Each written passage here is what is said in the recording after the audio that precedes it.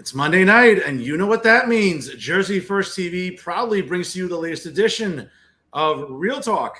And I am New Jersey's premier award-winning journalist, Top 100 Latino via the Latino Spirit Online magazine for 2020, 2021, and now in 2022, and also the Garden State's most beloved and factually accurate political commentator. Yes, it's me, Fernando Uribe.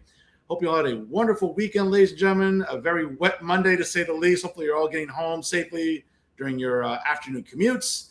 And again, hope you're all doing well. I want to thank you all for joining us from wherever and however you may be doing so here on Facebook Live via StreamYard and also on the Jersey First YouTube page. Make sure you check out Jersey First TV at their website, www.jerseyfirst.org. That's Jersey, the number 1st.org. Make sure you like Jersey First on Facebook, and of course, follow them on Instagram and Twitter, as well as check out my own Instagram and Twitter, which is the same handle, at NoFilterUribe. And also make sure you like Real Talk on Facebook as well. And certainly, ladies and gentlemen, hey, listen, without you, my loyal viewing audience, the traffic on this show, which is not in the tens or the dozens or the hundreds, in the thousands and thousands of views every single week, it's due all to my loyal viewing audience every single week. So I thank you all for doing that. And a shout out, by the way, to my first place New York Yankees, still with the best record in baseball going into the All-Star break. And we have a little victory tea there after smoking the Red Sox this weekend and sending them down all the way to fourth place. Hopefully they stay down there. And the Yankees, perhaps we're playing some meaningful baseball come this October. It's a long way to go, folks, as the dog days of summer are still ahead for the Yankees and the rest of Major League Baseball, but we'll soon find out in the weeks and months ahead. Folks, again, the reason this show continues to do well, as I mentioned at the start of the program, is because of you, my loyal viewing audience. And of course, it also helps to have wonderful guests every single week. And folks, you do want to stick around for the end of the show because I will have this week's winner of the worst journalist in the Garden State. I always have a lot to choose from. As you know, I've anointed myself the official watchdog of looking out against bad journalism throughout the state of New Jersey. And I certainly think you'll enjoy this week's winner, a multiple-time winner again here on the show. But first, as I mentioned, this show continues to do exceptionally well because of the outstanding guests that I bring you every single week. Ladies and gentlemen, this week is no different. He is the distinguished president of Hudson County Community College, the perennial community college in the tri-state area. He's my fellow academic and a good friend of mine and a good friend of the show. He is Dr. Chris Reber. Join us here live on Real Talk via Jersey First TV. Dr. Reber, how are you? I'm just fine, Fernando. Great to see you. Thanks for inviting me. Oh, listen, Chris, I know we're on a first-name basis here. Absolutely. So, Chris, so it's great to have you on here. Folks, and again, if you have not checked out Hudson County Community College, please go to their website, www.hccc.edu. You'll see an enormous amount of information concerning programs. If you wish to schedule a visit to visit one of the beautiful campuses, whether it's in Journal Square in Jersey City or the beautiful North Hudson campus along Kennedy Boulevard and in Union City. Again, a lot of development going on and certainly a lot more there at the page as well. But Chris, you know, as I said during the intro, and I wanted to give you as great an introduction as possible because certainly HCCC deserves it. It is indeed the perennial community college in the area, especially here in New York and New Jersey. So many four-year colleges and universities, so many great community colleges here in the Garden State. I would argue that HCCC really is leading the pack. Am I wrong? Oh, no. You're absolutely correct. You're absolutely correct. It's an inspirational institution. I've worked in higher education my whole career, 42 years. Mostly in Pennsylvania, but I worked in 2-year and 4-year institutions. And I've been fortunate to have found myself always in good places with good people, really making a difference in students' lives. I can also tell you, as I start my 5th year now as president of Hudson County Community College, I have never in my career or in my life been so inspired by a community, both our community college, as we call them, our Hudson County Community College family, and the larger community that we serve. Chris, I have to say that, you know, when we talk about higher education, I work in it too. You know, I teach at the community college level at Bergen. And, you know, one of the advantages I would argue here that residents have at all age groups was the recent passing of the Community College Relief Act. And for our audience, if he is not aware, for household incomes that are $65,000 or less, you're able to attend any community college in New Jersey tuition free. Now, again, you might have to correct me, Chris, whether that doesn't apply to fees or books, but I understand it's tuition free, right? It largely covers all costs after all other forms of financial aid are used. So you have to use your Pell Grant first, whatever you're qualified for, and then whatever outstanding fees you have, whether it's tuition or fees, the Community College Opportunity Grant, or CCOG, will cover, as long as you're in a family income of $65,000 or less. And now if your family earns up to $80,000 in Governor Murphy's new budget, you'll receive half of the unmet financial need that you have. Okay, and again, that is an enormous benefit for New Jersey residents because, listen, higher ed is becoming increasingly more expensive, which we'll tackle a little bit later. I don't want to sort of put all the cards out on the table so far.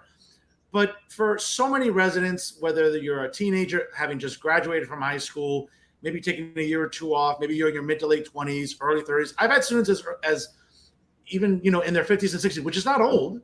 But again, they're looking to finish their career. They're looking to finish their collegiate degree, maybe go on to something else, get an associate's, go to a four-year college, finish that, get a bachelor's in a program that they're looking for.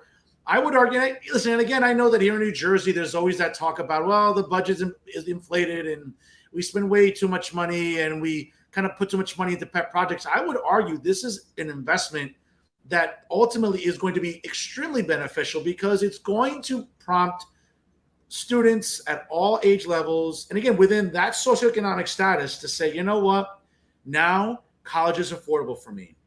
I don't have to think about, well, I have to take out a loan and be inundated with debt. No, again, within $65,000 is not rich, folks. It's not affluent by any means in New Jersey. If you own a home and the taxes we pay here, believe me, it's not affluent at all.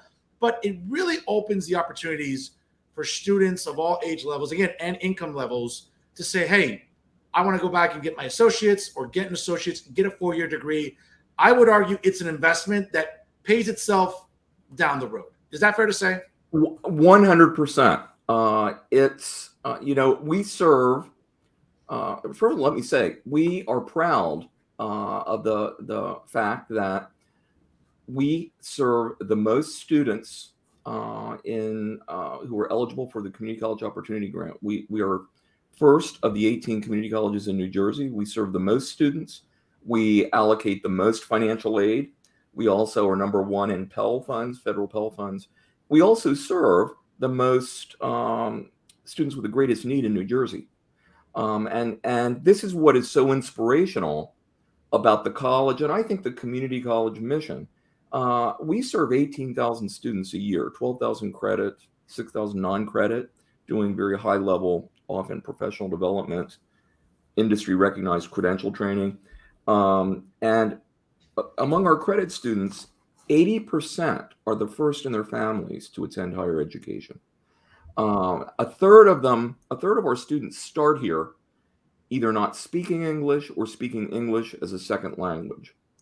And I could go on and on. And when our students come through our doors and ultimately succeed and earn a credential, transfer to a four-year institution, we have students going all the way to a doctorate or entering employment with family-sustaining wages. They are not only realizing their dreams, but the investment that's made that makes it possible for them to succeed comes back many times to government, because we're helping students move from public assistance to taxpayer status. Students who come from very modest, and that's a euphemism, financial backgrounds, to really high-paying jobs. And that seed funding, and that's how I like to think of it, the funding we receive at the local, state, and national level, is repaid in terms of its impact on economic development many times over.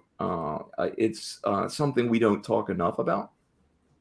Oh, absolutely. You're absolutely correct. And then, folks, if you're just joining us right now, it's 6:12 here on the East Coast on Facebook Live via StreamYard and on Jersey First TV. Join us here this week on Real Talk with Fernando Uribe. He is the distinguished president of Hudson County Community College, the great Dr. Chris Reber here joining us tonight. Chris, let me pick your brain on the following, because this is one of my biggest pet peeves about higher education. Working in it, I see it firsthand. I just think that it's a large portion of it. And I don't want to say that, again, I don't want to sort of paint with a broad brush here, but I've just been seeing this trend in New Jersey, I have friends that teach in higher education across the United States. And what really boils my blood is the idea that now colleges and universities have gone from being institutions of learning to just becoming a business. And it's really, I think, put a lot of students and parents in some bad situations. You know, Hudson County Community College is still extremely affordable. If you look at their site, folks, again, check out www.hccc.edu. You can see it for yourself. And again, with the induction of the Community College Relief Act, as you mentioned, the act itself, certainly make it more affordable. But for students that get their associates, like a lot of my students do, and move on to a four-year college or university, we're just seeing, Chris, like, whether it's fees, maybe at times unnecessary fees, or again, just the cost of books. Even now, I mean, we're seeing now that there's an issue where colleges are passing resolutions where if you're not vaccinated, you can't go there. Like my alma mater, Rutgers, is coming under a lot of fire. Even if you're taking online courses and you'll never step foot on campus ever, you still have to be vaccinated. It's like these multi-level problems, I think, are making it really difficult for parents and for students. But more on the monetary side, that's what really bothers me, because I see students, you know, hey, tuition's going up, or books are going up, or a fee's going up. And well, you know, if you don't correspond under the Relief Act, where you can attend community college relatively tuition free or fee free, it's still something that can really, really put a burden on households. And I just feel bad for my students. Well, you know, I believe that every part of higher education has a role to play. And I was fortunate. My parents they worked hard. They were able to send my brother and me to small, well, in my case, a small private liberal arts college. In my brother's case, MIT and Harvard. And we got fantastic educations. However, that is a college mission that serves some students well, but many other students benefit from a different kind of education. And I become now such a proponent of the community college. I believe, not to become overly romantic here, but it's not lost on me that our college is in the shadows of the Statue of Liberty. Our mission is open access. We don't select our students. We welcome every student who wants to pursue an education and a better life into our doors, and we work with students on a personal level. We consider ourselves on the faculty and staff partners with our students in achieving their dreams. And you know, let me give you a little context. We partnered with the Hope Center at Temple University, which has become nationally recognized for surveying the whole life needs of students in higher education and all sectors. They've identified, through empirical research, approximately half of all students in higher education across the nation experience times of food insecurity and housing insecurity. We surveyed our students pre-pandemic and during the pandemic using the Hope Center survey them. And up to almost 2/3 of our students report that in the last year, they have suffered from one of three things: food insecurity, housing insecurity, or homelessness. We have homeless students. These students have tremendous skin in the game. They recognize that the college education is the gateway to a totally different transformational life. And there is no reason why any student who wants to come to Hudson County Community College should not come for purposes of finances, because we have such an array of financial aid tools that a majority of our students don't spend any money out of pocket for tuition and fees. They have to spend tremendous energy and work exceedingly hard in order to meet their whole life needs. But we consider ourselves partners with students in all parts of their lives, because if we aren't helping students with needs like childcare and the need for housing and food assistance and clothing assistance and mental health counseling and all the rest, how are they going to succeed? You can offer all the study skills in the world, but if a student is dealing with those kinds of life issues, that's paramount. That's first and foremost. And at this college, and this is true in community colleges all across the country, our mission is to work with the whole student and to help students succeed. And we've been working at Hudson on removing barriers. We've been assiduously involved, and it goes back to before the pandemic, in using data and best practice to remove unneeded barriers, like the old procedure of charging students a $25 application fee. Now, that amounts to, financially, that's inconsequential to the college. But for a student that's struggling, it keeps students from applying for higher education. We've eliminated it. During the pandemic, we eliminated all of the financial debts at Hudson that our students accrued prior, back to the beginning of the pandemic, almost $5 million for almost 5,000 students. We haven't raised tuition in 3 consecutive years. Our mission is to provide what students need, not just to come through our front door, which is, you talk about some pet peeves you have with higher education.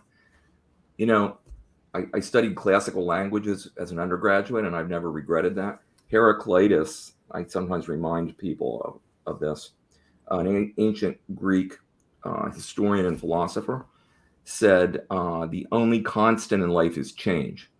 And boy, are we seeing that now. And in higher ed, we have to be changing in order to meet changing needs. So, the old paradigm of we're all focused on how many high school kids are graduating high school and coming through our doors, and then lamenting when demographics move in the wrong direction, like, woe is us. What about focusing on getting students to the completion line, making sure that the students that we serve finish, that they're retained, that they are able to achieve their goals? And by the way, we have millions of citizens who have some credits but no degree all across the country, millions in New Jersey. We have to be thinking not just about traditional high school students, they're important, but returning adults. We have students of all ages at this college coming back to retool. And so we're focused on student success, retention, completion, removing barriers, creating a personal atmosphere where people feel loved, supported, and getting our students to the finish line. And the beauty of all of this, what I have come to learn, is we're in an ecosystem here.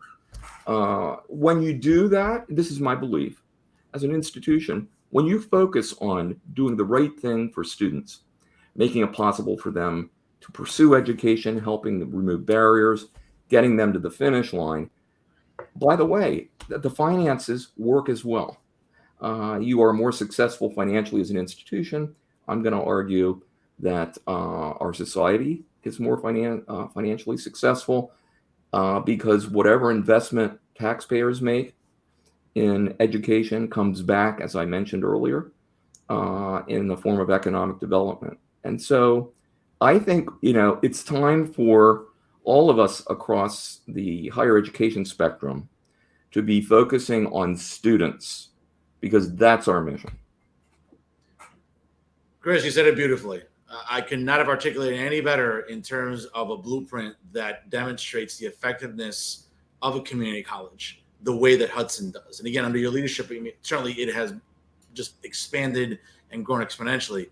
Let me ask you this, though. Speaking of leadership, it certainly was challenged in these last 3 years. Certainly you faced problems and mountains that none of your predecessors, at least in recent memory, did. And certainly COVID-19 changed our lives forever, especially in education. I mean, I know whether it was having to teach Zoom classes, which I know were at times difficult for faculty all across the board, or trying to help students navigate through a very challenging time, through maybe the loss of loved ones because of the pandemic, having to focus on their studies, mental health issues. What, looking back on this, I mean, what are some of the things you are most proud of that Hudson County Community College did during the pandemic for the students, for the faculty, for staff, all the way from the custodian to the librarian to everybody really under the HCCC umbrella? What are you most proud of about what the college did? Fernando, thanks for asking that question. That is, there are so many ways I want to answer it. When in March of 20, when I think we essentially found out on a Friday that we had to shift everything, teaching, instruction, services, physical location, everything had to shift over a weekend to online and remote. I'm not a person that doubts my ability, but I have to tell you, my initial fear was, I'm not sure I'm up to leading us through this. It's daunting. It's mind-boggling. And Chris, and that's okay. We're human beings. I mean, this was a challenge, the most challenging time of this century that I can think of. So, I mean, no one's going to begrudge you that, Chris, because certainly we're human beings, man. But the part of the story I want to get to is, I quickly found out we will get through this together because everyone rose to the challenge. And just like you said, everyone, support staff, facilities staff, faculty, students, every part of our college community just stepped up immediately and began to work together remotely, virtually, to support one another, commiserate with one another. Huge investment in professional development, online learning, technology. We were able to use millions of dollars of federal stimulus funding to do two things. One was we got as much of that money into the bank accounts of our students as we could, millions. And but the second part is we invested in things like technology that are going to pay dividends in the future. We've learned how to do online and remote learning well. Students have learned how to be successful in the learning environment there. We have state-of-the-art technology that's going to open doors of access that we never had before, because everybody can't drive to Jersey City, find a parking place, and spend time sitting in a seat when they have to work and raise kids and take kids to childcare. So we learned there were many silver linings in all of this, and I saw silent heroes everywhere. People actually risking their lives. We had people that came onto campus to keep our food pantries open. We had staff that came on campus, they didn't have to distribute free Chromebooks to any student who needed it. We had a huge explosion, really, of investments in what I would call a culture of care. We developed something called the Hudson Helps Resource Center, food pantries, clothing closet, mental health counseling, social workers, graduate MSNW interns from Rutgers and NYU and Fordham and Montclair coming on campus and working directly with students, SNAP funding assistance, and on, all under one roof. We provided emergency funding assistance so that if, for example, a student got a flat tire or had their electricity turned off or they lost a job or had to take care of loved ones that were sick, we provided emergency funding assistance to make sure those weren't barriers to their continuing their education. And so our two guiding principles, overarching principles during the pandemic, were having the safest possible environment for everyone and making sure we did everything to keep students enrolled and to meet their needs, like erasing debt, like going to a pass-fail system if they chose to do that because they had never experienced online education before. And out of all of that, Fernando, came something, it's hard for me to describe, but it's palpable. a culture of care. Like we were doing meetings and events, and morning, noon, and night, we were online or virtually meeting, and hundreds of people were attending town halls and supporting one another. And students began to talk about their experience as one of, you know, when I came here, I wasn't sure I could cope with having to find a way to take classes around all my other challenges. And what I learned in the pandemic is not only is this a place where I can finish and people are going to support me, but it's a place where I feel loved, supported. It feels like, these were their words. These stories kept using the same words. Students saying, this feels like family to me, or this is family to me. This feels like home to me. And out of that came our new tagline, which students articulated. Hudson is home. That's our tagline. You'll see it everywhere. You see it on our vans. You'll see it on our website. And it resonates with people because there is a community here unlike any I've ever seen before. People just respect one another, even when they disagree with one another. And so that's what I'm proudest of. I'm proudest of the fact that in what is hopefully a one-time tragedy that we have all experienced together, hopefully once in our lifetime, out of that came truly the best of humanity, people rising up to support themselves. And I have never been more inspired in my life. Chris, that's legacy making leadership. Let's be fair about it, you know, and I'm not trying to sound overly biased here because I like to sort of make my guests feel very comfortable here, but that's legacy making leadership. So good stuff on your part. Folks, at 6:28 here on the East Coast on Facebook Live via StreamYard and on Jersey First TV via YouTube. If you're just joining us live, don't go anywhere. Click the share button. Sharing is caring. Here, joining us this evening is the distinguished president of Hudson County Community College, Dr. Chris Reber, here on Real Talk with Fernando Uribe. Chris, let's switch gears here for a minute. Let's go back to the college. And since when it comes to programs and academics, I'm sure that every college president looks at the layout, looks at the blueprint. It's almost like you're a sports fan, so I think you'll appreciate this, okay? You're a baseball fan like me.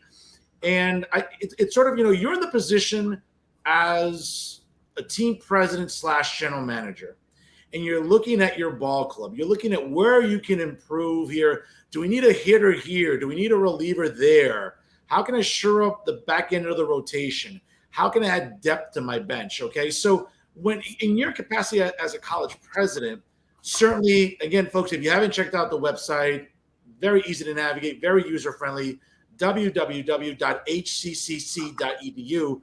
Chris, not to put anybody on the spot, but are there any programs and or departments you would really like to see grow? Like, what is missing from what you are looking at right now at Hudson County Community College? Is it a certain major? I mean, obviously, we have everything from the humanities to the social sciences to the fine arts to nursing. Really, I mean, it is one of the most academically well-equipped community colleges, I would argue, in the state, if not the most. But there's always room for improvement or expansion. Hate to put you on the spot here. I don't want to put anybody who does the budget or the board, the provost, or any of the deans on the spot. But where can Hudson County Community College expand? Where can it afford to expand and grow? So we're second to none in the talent and dedication of our faculty. I've never seen so much strength and dedication and commitment at any other institution as I see at Hudson. It's also true for our staff. Our workforce is talented. They're committed. Our programs are cutting edge. Our culinary and hospitality management program is ranked number 6 in the nation. Yeah, our nursing and health sciences program has among the highest pass rates of 2- and 4-year colleges statewide and across the country. Our STEM programs are flourishing in a brand new state-of-the-art facility, and I can go on and on. It's not a lack of programs that concern me. And the other thing that I would say is our continuing education and workforce development area is just exploding with entrepreneurial opportunities, partnerships, working with electrical engineers, working with operating engineers to make it possible for apprenticeship training that they receive that is providing industry recognized skill development to transfer into credits toward an associate degree, which then can take them as far as they want to go. All of that is happening. Now, we're always looking for, constantly watching the changing needs of the workforce and then trying to step up. And as a community college, that's our mission. We take the community in our title very seriously. So, for example, we've just developed a menu of cannabis-related programs. And why have we done that? Because this industry that is emerging before our eyes brings unprecedented potential opportunity, career opportunity to the people in this region. But like most other things that explode like this, folks that have affluence, come from affluent backgrounds, have such a leg up on being able to get licensing and having the skills and being able to start businesses and being able to benefit. As a community college, we have developed a licensing program that's non-credit. We developed several different proficiency and academic certificates focusing on certain aspects of this new industry. We've created an associate degree with an emphasis on this industry. And our mission is to make it possible for students who we serve, often students from traditionally marginalized or underrepresented backgrounds, to be able to get the skills and training they need, in this case, in this new cannabis industry, and to be able to afford it. And that's our mission as a community college. So we are quick to be able to respond to new programming needs. But let me tell you what keeps me up at night. It's not a lack of programs. It's students not finishing. That's what keeps me up at night. Sure. Because of what I shared earlier. Our students are navigating so many complexities. And so I think where we have to be really at the top of our game and have to continue to grow and develop is in being able to help students navigate their whole life needs in order to be successful in attaining credentials. And then the rest is history. And then students have life-changing transformational opportunity. But the needs are, frankly, just endless. And so raising money for emergency funding assistance, building even more support into our Hudson Helps Resource Center, that's where we, I think, just can't drop the ball. And I'm happy to tell you, I think we're leading in so many areas in this respect, but we can't rest on our laurels, and we have to keep growing. And I'll share one other just little silent piece of heroism. Sure. So we have one of the top ranked culinary programs in the country. That's right. We have celebrity chefs that have started here. We have facilities second to none nationwide. When the pandemic hit, and even prior to that, as we were beginning to really Chris, I'm sorry, Chris, by the way, I've eaten there. I've been at events and I've eaten there. Those are exceptionally talented students. Let me tell you. I mean, you go home, I need a nap. That's how well I eat after going there. But I'm sorry. Yeah, we have three-course lunches that we. So our faculty and students, our faculty chefs and our students in our culinary club started during the pandemic coming in and making meals for people that needed that help. And they not only made meals, we invested in refrigeration and freezing equipment, and they have been making meals, and these are gourmet meals. It used to be we have to buy a lot of food for the program. It's part of the instructional equipment for the program. It used to be any food that was left over or from a catering event just got thrown away because we can't feed people with it once it hasn't been eaten. We need to throw it away. Well, we've changed our whole thinking about that, and so our students and our faculty use food that isn't being used in instruction, and they're making meals every week. And to date, they have made 10,000 meals They make them, they package them. They go to our 2 food pantries. We have one in Jersey Journal Square, one in Union City. And any student who needs those meals can walk into our food pantries, no questions asked, and they can take as many as they want. And they're taking them for their children and for their families. And people are doing this silently behind the scenes. They're not getting paid for it. And it's now become part of who we are. It's not going to stop. We're going to be constantly making sure there's no waste, and we're going to be using the talents of this world-class culinary program to put food on the table of people we serve who need that support.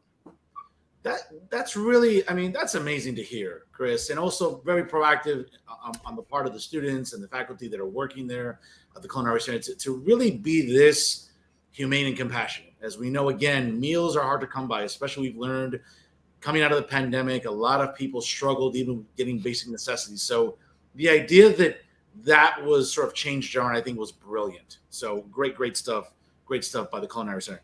Chris, let me ask you this, because I know maybe it's an issue you've been inundated with in your inbox.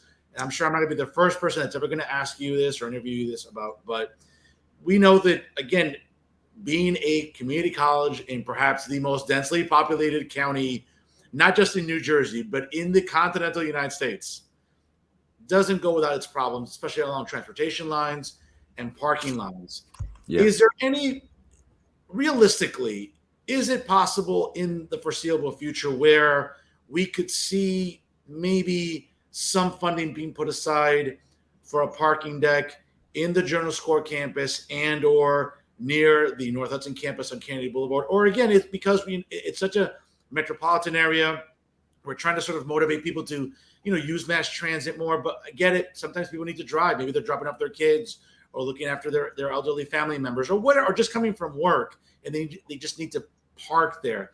Is that something that's realistic, where a parking deck and or decks is something we could see breaking ground in the foreseeable future? Or is it just right now not possible because of either funding or staffing problems? Or, I mean, again, explain this to me as someone that's never understood logistics about, running a college in, again, the most densely populated county in the country. This is one of the most challenging things we're dealing with. It's absolutely a need and a challenge, and very hard to solve. We're trying to leave no stones unturned, I can tell you, and looking for ways to expand parking access.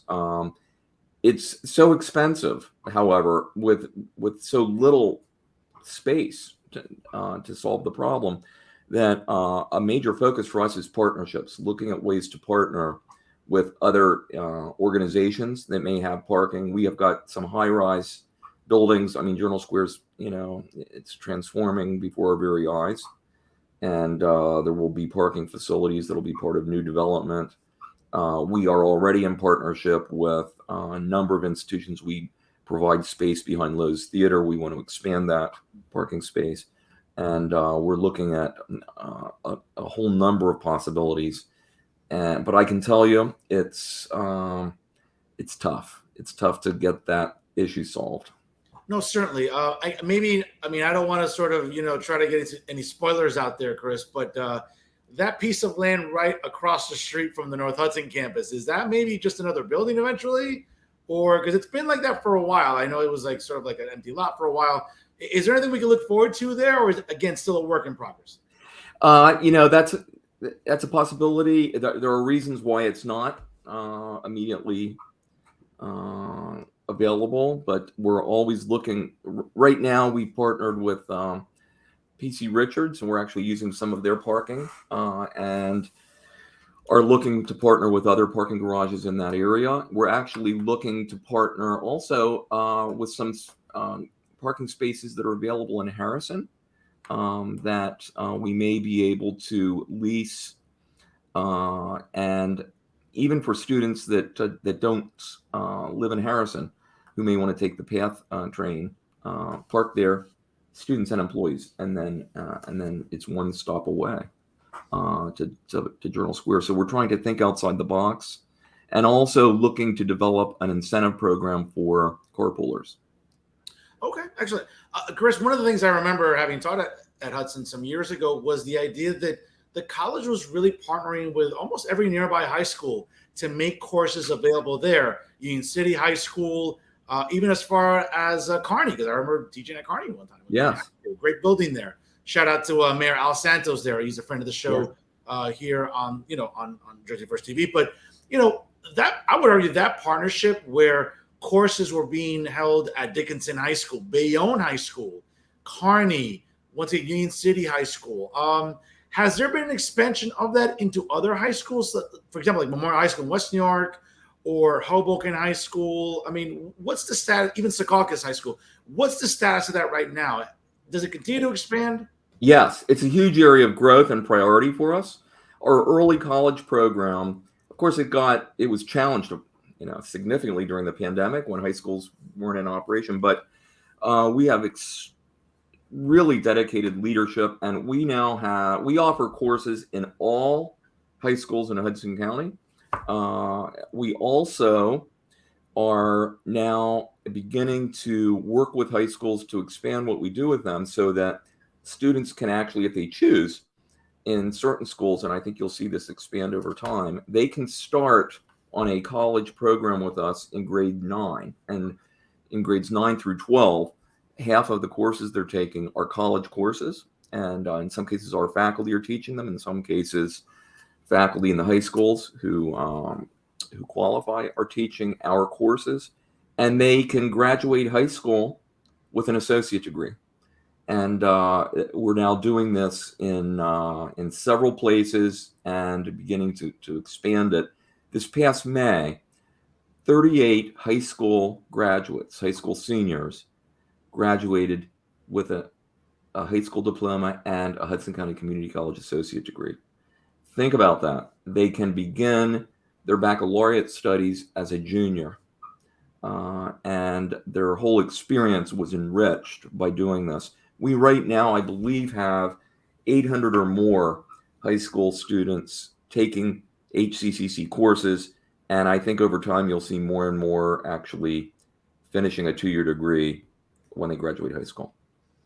That's amazing. And again, it's really, it adds to the testament of the college and how willing they are to expand, to work with local high schools, because again, this is where you're getting the bulk of enrollments and students that maybe, before again, the Community College Relief Act weren't as motivated to go to college and get an associate's. But guess what? Now that they're getting sort of, a taste of college level coursework, that they're doing it as seniors in high school. It sort of reminds me about, taking AP courses when we were in high school. It's like, hey, you take an AP course because you want AP credits. So when you go to college of the choice, hopefully, you have that under your belt buckle. And I think I would argue this has been probably one of the best dynamics of HCCC in the last decade or so, to do this, to be able to motivate the high schools to work with the college and vice versa, and really get the students engaged as much as they are. Speaking of student engagement, it's something I really wanted to talk to you about, Chris, because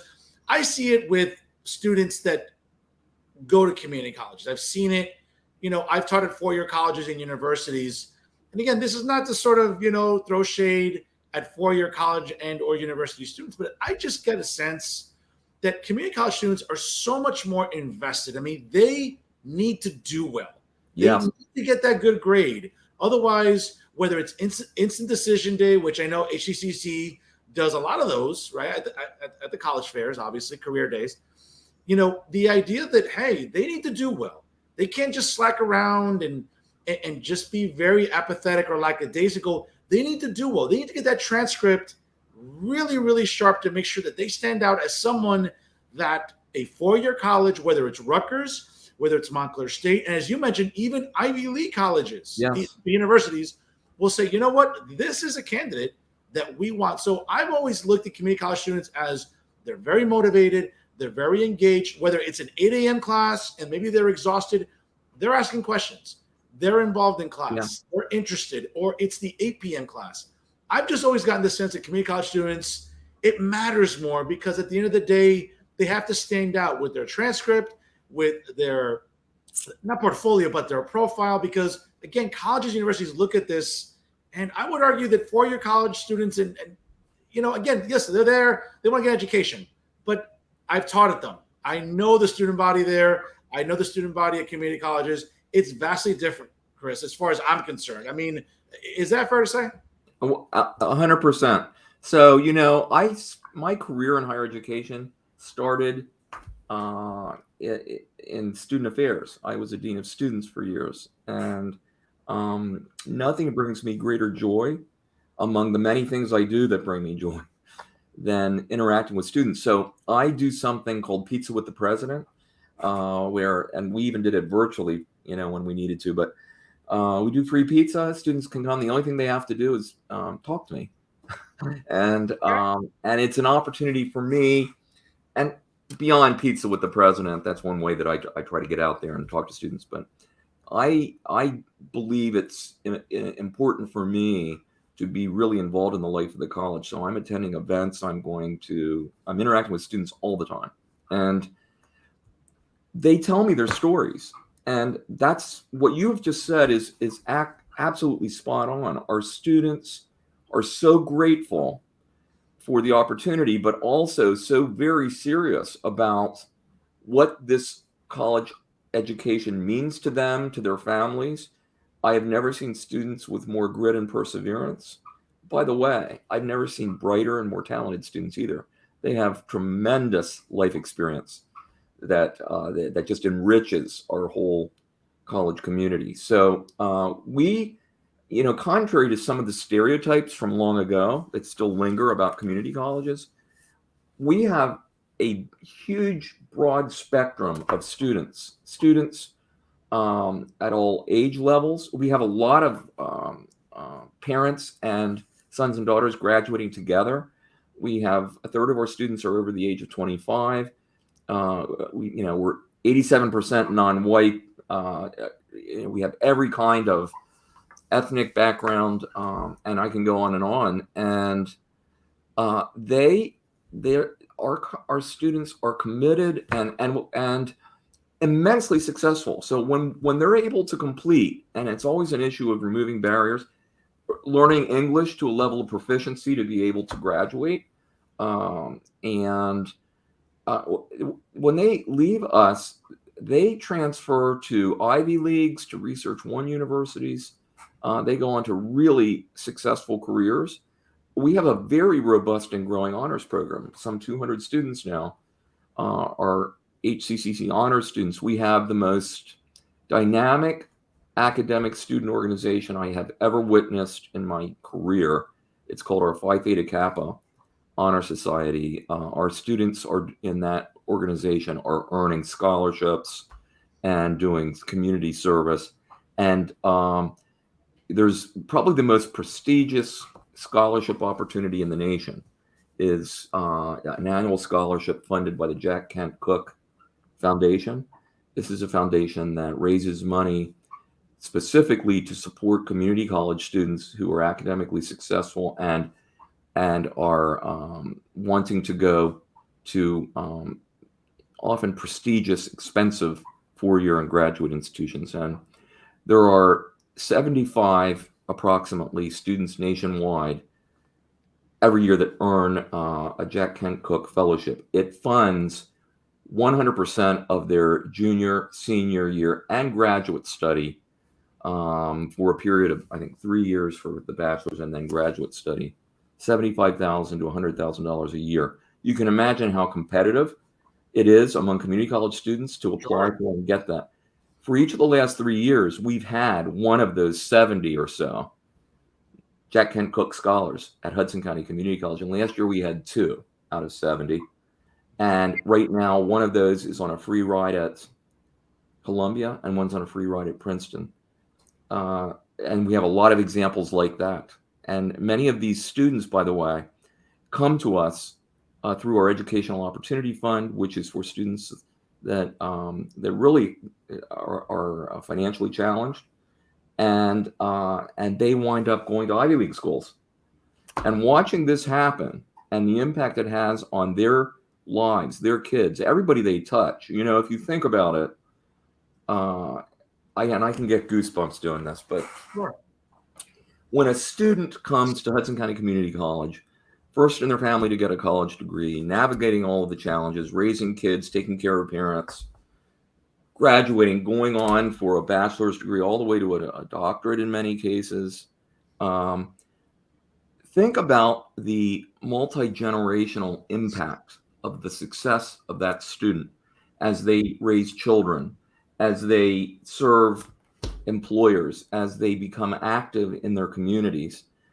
They are imparting through their own success and through their inspirational behaviors, life-changing environments, and it's like throwing a stone into a pond and seeing the ripples. And so, I've many times recognized how fortunate I am to be working in a profession that changes lives, that is inherently focused on such transformational opportunity for students, their families, and the community. Chris, I have to say, this has been one of my favorite interviews this year so far. I mean, this has been as thorough and educational as I can imagine. As I told you, as I was looking forward to, because it really helps to highlight the importance of higher ed, especially at a local level, especially with a college like Hudson County Community College that continues to expand, that continues to get incredible name recognition. And certainly, with your leadership, it has certainly done that. Let's line up the mood just a little bit, Chris, before I let you go. I know you had a long day. You've been a gentleman to come on with me. As long as you have, we're almost approaching an hour here, folks. It's 6:50 here on the East Coast. And we're about to wrap up with the distinguished president of Hudson County Community College, Dr. Chris Rieber, here tonight on Real Talk with Fernando Uribe. Chris, I know you're a big sports fan, and I know we talked off the air. You're a long-suffering Cleveland Browns, Indians / now Guardians fan. What is that like? I mean, again, maybe I'm a little smug. I'm a Yankee fan, as you can tell behind me. I'm a Cowboy fan, so I've been a little spoiled with titles and stuff like that, but not lately. But for a Cleveland fan like yourself, you're dedicated. Hey, you're loyal. You have to be loyal to really, really keep on with Cleveland sports. It seems like you're doing just that. Take us a little bit back into maybe some of your favorite memories as a Browns fan. Maybe there aren't a lot, maybe, but Indian / Guardians memories as well. What keeps you a Cleveland fan? There's a parallel here to what I get most passionate about in education. For whatever reason, I have always tended to gravitate toward maybe the underdog or toward folks that don't have everything given to them and have to work extra hard to succeed. And it's interesting you'd ask this, Fernando, because my only sibling, my older brother, has been a lifelong Yankees fan. We grew up in South Central Pennsylvania.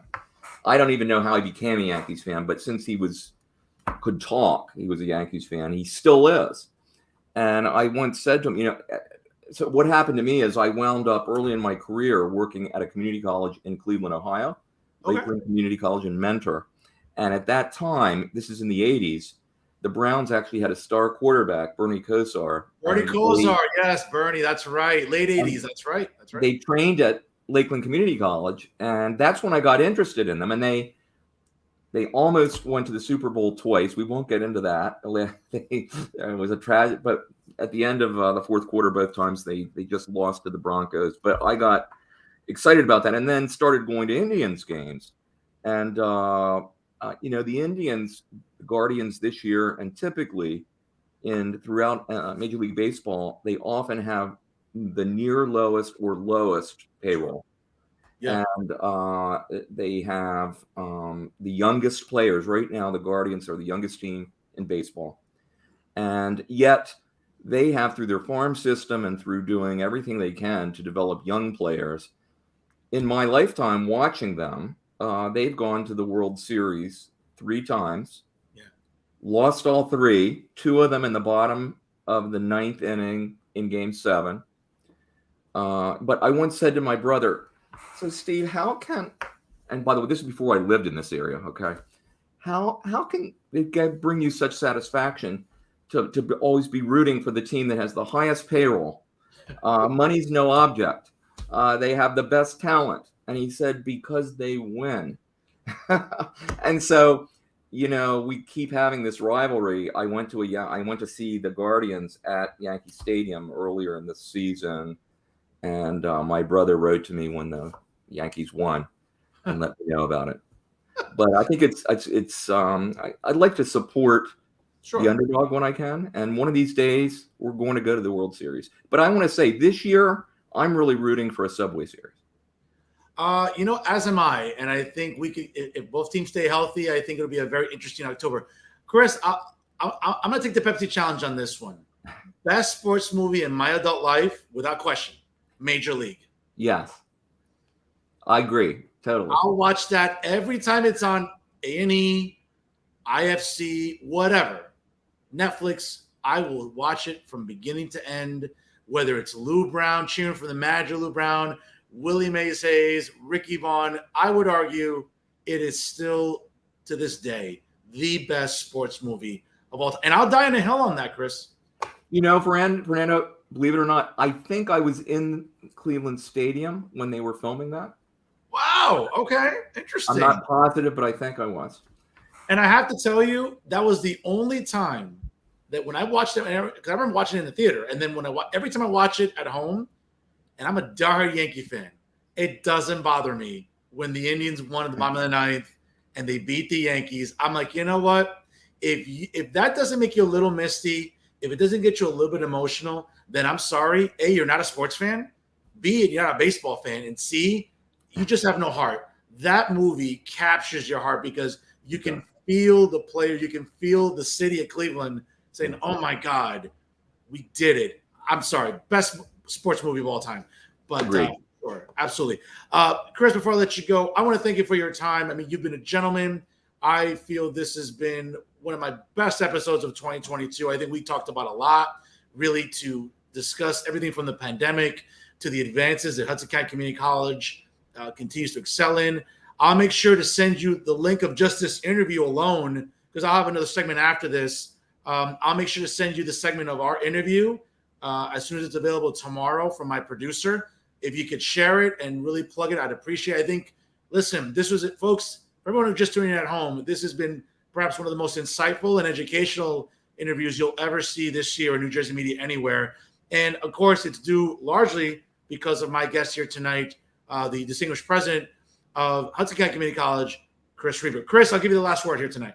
I just want to say thank you, Fernando. This has been an absolute delight. Dr. Uribe, thank you for having me here. You're very kind. And to our viewers, if you're interested in pursuing the possibility of an education, give us a call and let us talk to you and see what we can do for you. Again, folks, visit www.hccc.edu for whether it's the culinary arts, social sciences, languages, nursing, humanities.